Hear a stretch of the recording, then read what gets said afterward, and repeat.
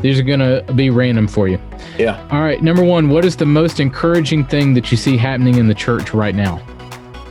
Most encouraging thing happening right now, I would say, I mean, obviously we're talking about metaverse. So, I mean, seeing completely unchurched people coming to Christ. I mean, I've had more opportunity to share my faith in the last 2 years than I've ever had in 15 years of IRL ministry.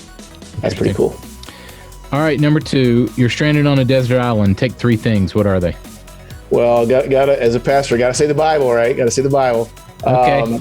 The Bible, I would take, gosh, what would I take? Probably some kind of snack, maybe hot tamales, man. Hot tamales. I know you can't survive on those. Hot tamale fan.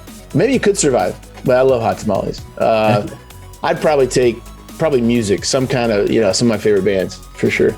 All right, that'll lead me into number 3 here. Who you're listening to on your Spotify playlist right now? Well, recently I've been listening to Brandon Lake. I loved his song that he did in did you see a Chosen Christmas special? Yeah. And Gratitude. I was like, what a great song.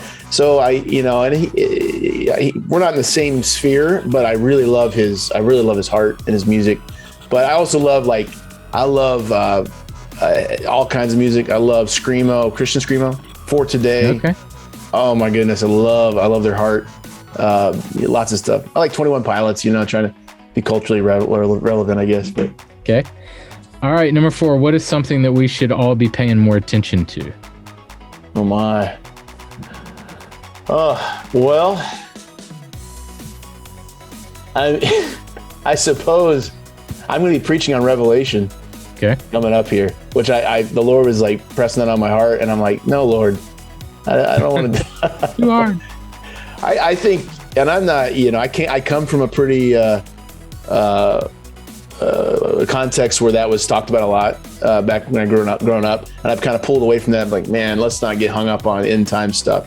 And I still am that way. I don't want to get hung up, but I do think, yeah, it's always good to kind of just be thinking, hey, where are we at? And that spirit. Hopefully, if we don't sensationalize it, it spurs on our faith, which was the intention of Revelation.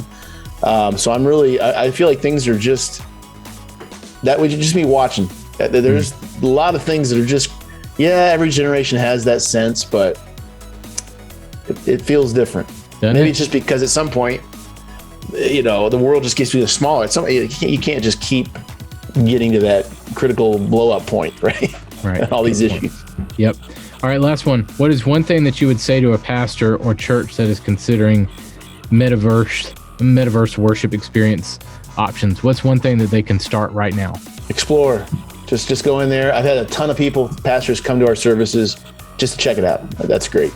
See what it is, experience it as the culture, as the tribe, the tribal people experience it, so that they understand it from not just the criticism will dissipate when you go in there and you meet people and talk to them and see them worshiping. Good. Awesome. Yeah. Jason, thank you so much for your time. Thanks, Carl. Really appreciate it. It's awesome to see what you're doing. And thank you for sharing this with everybody else, especially, pastors and leaders who are considering making a move to a metaverse strategy. I love how you are, building a staff around it and really being intentional about it. So way to go, man. Keep up the great work. And thank you for reaching people for Jesus. I know that you're giving him the glory for it, and appreciate it. Nice to meet you, and thanks for the time. Thanks, Carl. Appreciate that as well. Thanks for being here.